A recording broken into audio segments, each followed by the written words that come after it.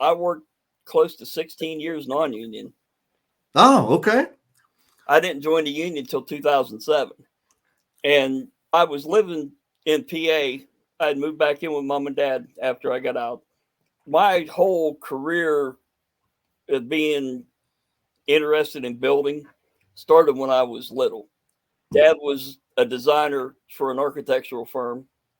He didn't have his stamp, but he did Yep. all the drawings and detailed everything. And when I was 6, we built my parents' house. So I learned how to use a handsaw and a hammer from a good friend who was a union carpenter at that time. And then through the 80s, after I got out of the Marines, up in PA and everything, the unions were still having trouble getting to work. So I went to one of the subs for dad's company because when the principal passed away, he had left the architectural firm Ah, and went to, at that time, it was a union contractor, okay. but they ended up having to close the union side down and opened up as a non-union open shop. And then one of the interior subs, I went to work for them and was doing metal stud framing, drywall, acoustical ceilings, all the exterior framing, so on and so forth. So yeah, I've been around it for a lot longer than 30 years. My I've goodness. been actually getting paid in the trade since 91. Oh yeah, that is my friend Mr. Clyde King, who happens to be like only the second carpenter that we've had on the show, which didn't occur to me until I was like prepping for the show notes and got to do better with that. Anyhow, I was like ultra excited that Clyde accepted my request to interview him on the show for a couple of reasons. One, he's got a ton of experience. I mean, he's been in the industry for a very long time and he's tinkering around quite a bit with social media, technology, video, content creation, which to me is just a special mix, especially the generation that he comes from. And in our conversation, we talk about that generation. Which generation?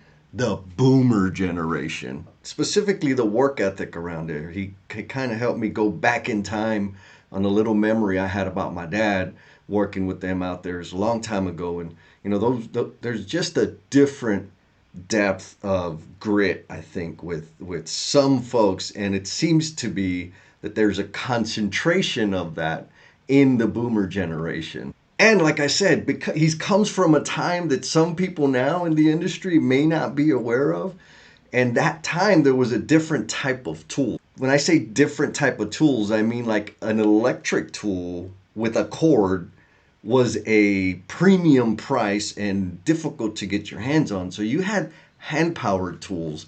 And I only remember messing around with my dad's stuff. And so we got to talk about Clyde's collection back there. And of course, like that transition or his experience of working, like his day to day was hand tools to now creating content and producing video and editing all the digitally type magically whiz bangy stuff. It was an awesome conversation, and yep, this is only half of the conversation. You're gonna get the next half here in a few days.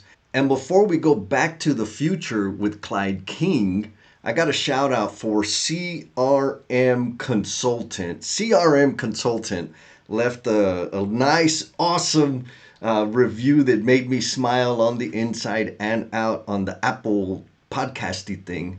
And guess what? You can do the same, and it would make me smile just the same. So CRM Consultant says, just listen to episode number 3, loving the conversation about masculinity traits and normalizing treating people like a human. More topics like these are needed in the world. Thank you, CRM Consultant. And that episode number 3 that is being referenced is the conversation that Thomas LeMay and I had on the goal. It was a collabo session on the goal. And like that whole series of conversations, we talk a lot about mental health, mental wellness, masculinity, and some of these things that maybe don't provide the optimal conditions for us to thrive long term physically and mentally. So go check those out. I'll put a link in the comments for you. And also, there's a bunch of links in the comments. There's one ultra special link. It's an emotional bungee jumpers link. We got group 2 open up. First one is going to be happening on June 9th. And that group is going to be meeting the second Friday of every month at 2 p.m. Central. So check it out, hit it up. And here we go to Mr. Clyde King. What's going on, L&M family? I'm here with fellow creator, construction professional extraordinaire, Mr. Clyde. How you doing today, Mr. Clyde? We're doing good. It's been a long day at work, but we're doing good. Oh, so we were just talking about that behind the scenes. Long day at work. I think that for as construction professionals, that's a different meaning. Yeah. Sometimes you're bent over for 6 hours working on something that ain't waist high and it just tears your body apart, huh? Yes. Especially being at 59. Oh, man. You know, there's something there. You're similar to my father's generation that just don't stop. No, you can't. You got to Tell keep Clyde, going. where does that come from, sir? I guess it was the way I was brought up. Dad was a Marine as well. Okay. So it's instilled from, like, I'm the tail end of the baby boomers there. Yep. It's instilled into you. Believe me, there's times that I want to just say, you know what? It can wait till tomorrow.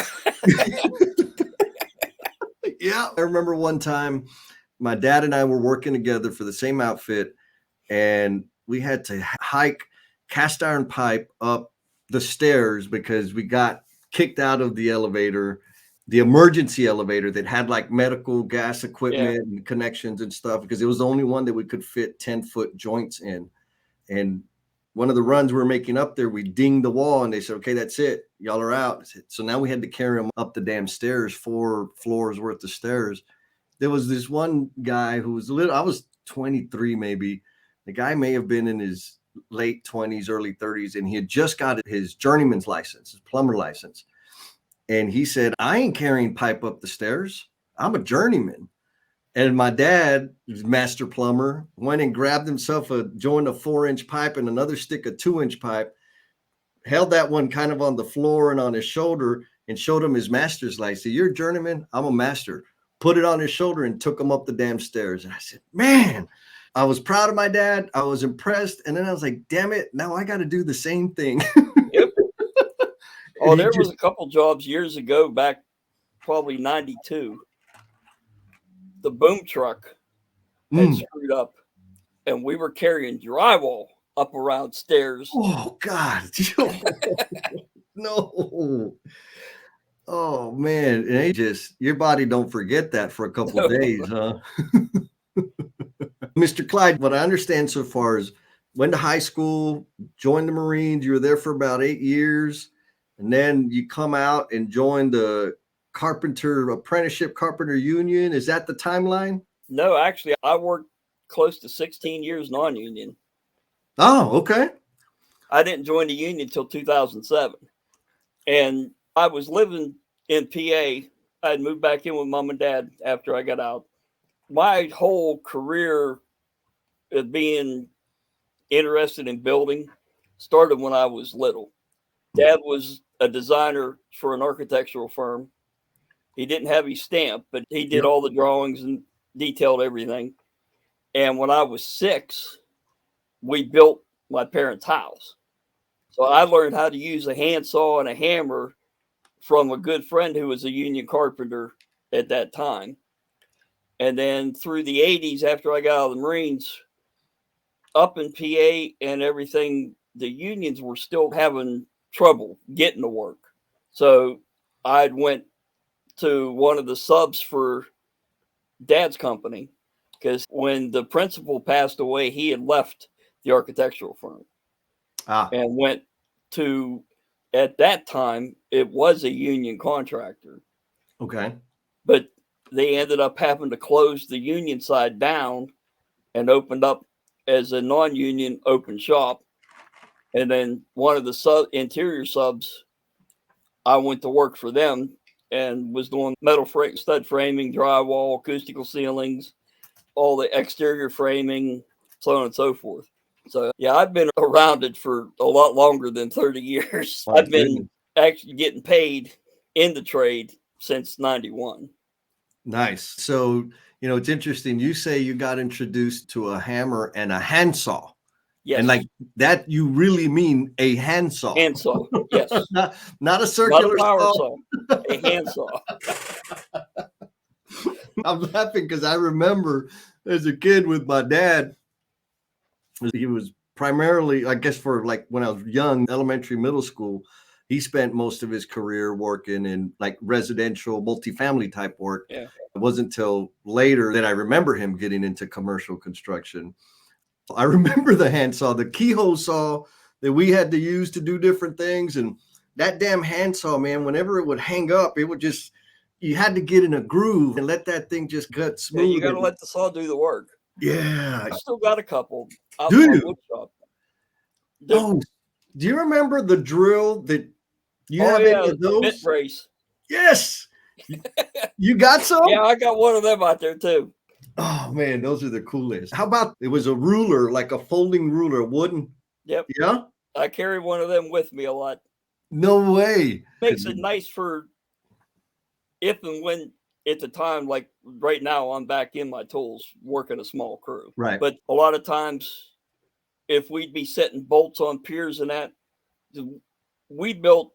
I run the robot. I was quality control officer for a couple years on a few huge gas processing plants. Okay. I mean, we were building 3 at a time, and these things are close to 15,000 yards of concrete apiece. Yeah. But when we set the bolts, having the folding ruler, you can get the projection of the bolt a lot easier to read than having to deal with a tape measure that keeps flopping around. Yeah. Yep. Wow. So, okay. So you started 6 years old, kind of family introduction to the trades. And then you decided, well, this is what I'm going to do, make a living as a carpenter. I love designing. And I was taught that I had my own little drawing table right beside his in the house, drafting table. So I still do a lot of my drawings. Like you can see my architect's roll, and I've got all my squares and everything back here for sitting here doing designs for things that I built in the wood shop. I still do a lot of it by hand.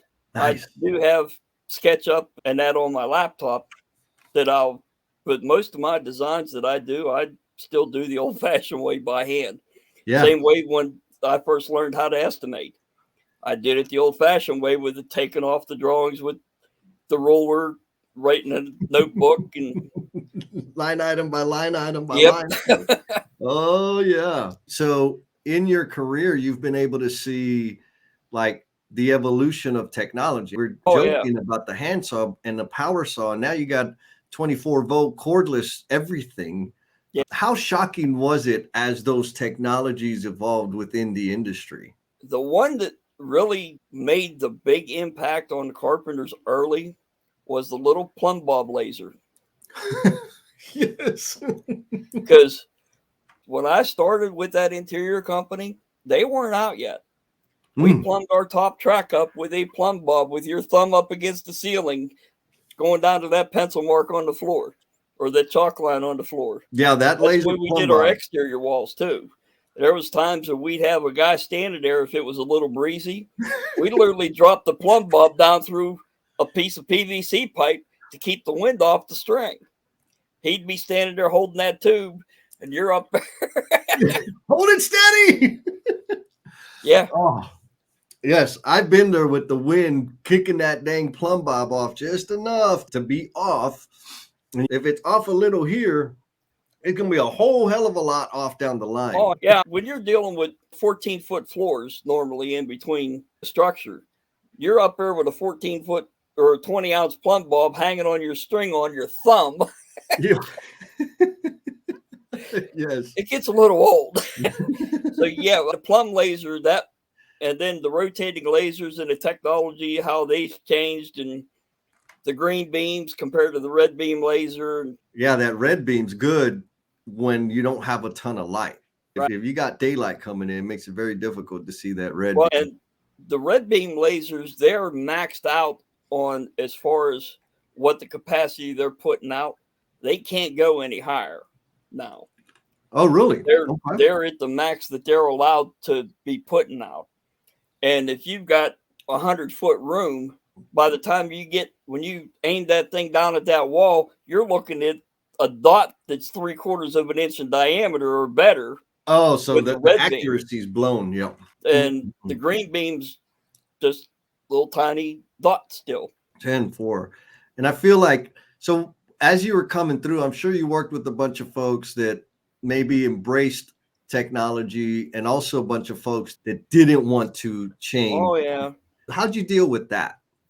It was a lot of companies back in throughout the 90s. A lot of them would still run corded screw guns, corded circular saws, and you're tripping over cords, you're doing this. And finally, they had no choice but to, it's like either jump ahead and jump on the bandwagon with the battery stuff, or you're going to get left behind. There's a safety element. I worked with the guy who, he blew my mind because I didn't see it that way. I just liked cordless tools. I was reluctant with some cordless tools because it was like, don't be lazy. I always did it with cord. I was pretty good at rolling up a cord. So it just depended on what the work was, right? Hammer drill, yeah. Cordless band, so I don't know, because it's a little cut slot. It's not big enough. Anyhow, the guy I worked with was like, Jess, if we just went cordless, our risk, like our safety will go up. I was like, what do you mean? He's like, because there's no cords for trip hazards. Yeah. And I said, oh, I didn't think of it that way. There was a lot of times on jobs that we had to make cord trees to run the cords, get them up off the floor.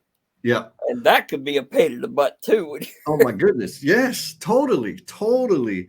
There's a ton of benefit to the evolution of technology. It's just the adoption rate is different for, I think, a bunch of us. What's really interesting to me is knowing that you've spent a good chunk of your years on this world with your hands on an actual handsaw.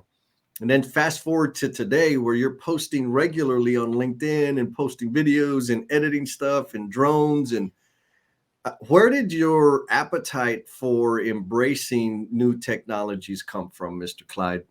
Like I said, I love to design and build. That's the reason I went into the Carpenters where I'm using my hands is, yes, I love to design, but I can't sit behind a desk all day. It drives me nuts. I'm too used to being hands-on.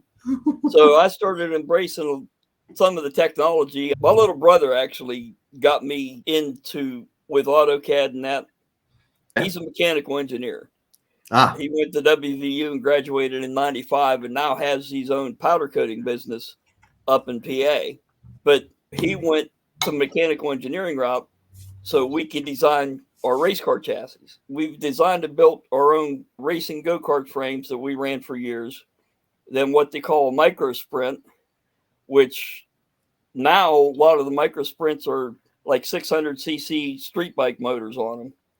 Back when we ran them, they were 250cc dirt bike two strokes.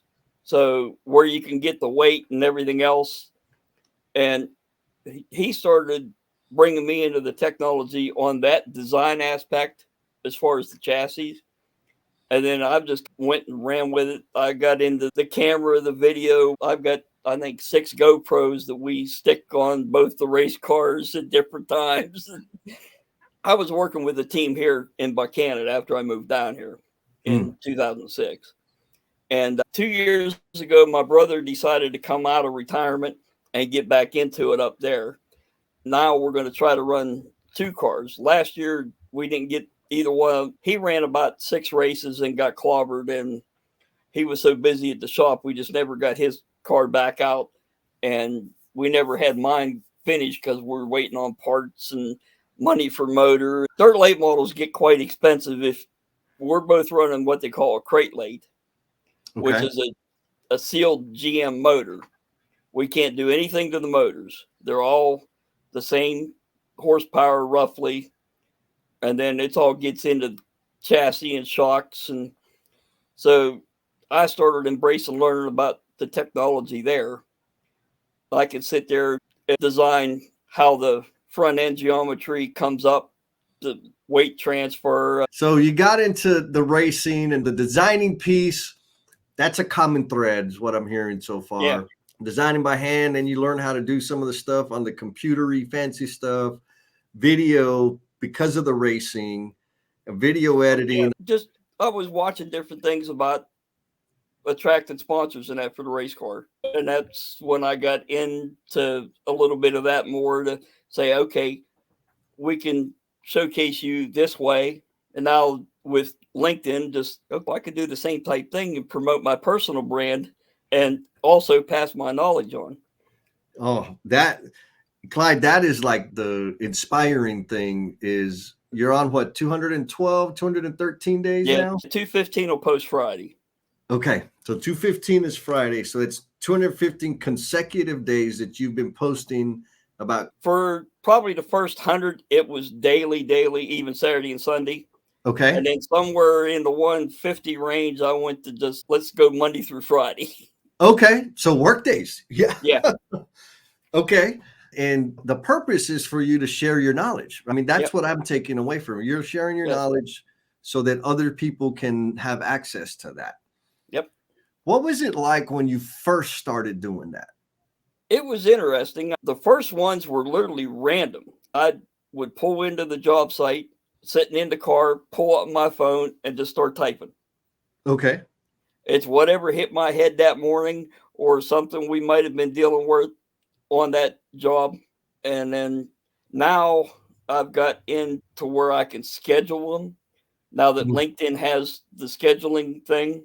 So I can do a week's worth over the weekend with Canva and that, and then schedule them for that following week. Was it uncomfortable for you when you first started in terms of what you were going to put out there and how people were going to respond? Yeah, to a point. Like I said, the first ones were literally just random thought and then maybe a picture or so off the phone from the job site or how things were going. But now I'm at that age. It's if we don't get these younger people involved and pass our knowledge on, the trades are in trouble.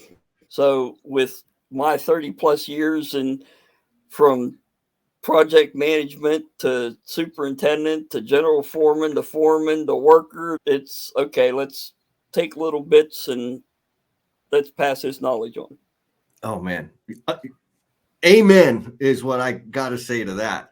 There's a lot of knowledge out there, and I'm sure you've worked with folks, come across some folks in your years that hoard the knowledge and hoard the information. Yeah. They're afraid to teach the next generation because they're afraid of losing their job. I want to say the last 10 years that I was out there playing in the wild, I didn't see a whole bunch of that. But early, like in 95, I'll say 95 to 02, man, it felt every project I was on, there was at least a few plumbers that were hoarding that information and didn't want to pass on any knowledge. It was the same with the carpenters. Was it really? Yeah. Okay. It's not just a plumber thing. No, it's across all the trades.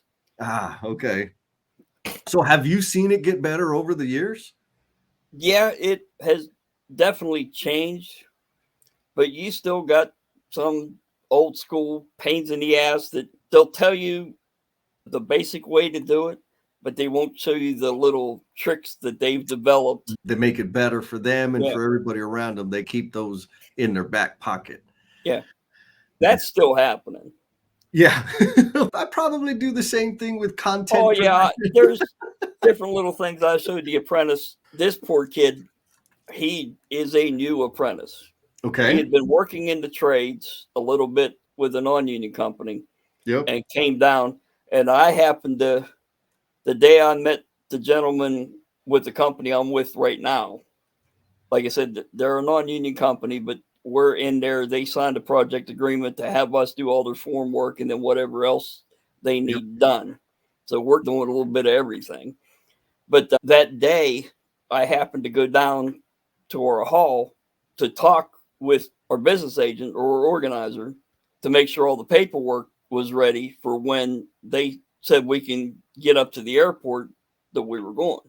He wasn't there, but they happened to be doing an orientation test for a bunch of new apprentices. So I sat in to help the instructors just talking Yeah. to them, watching their work.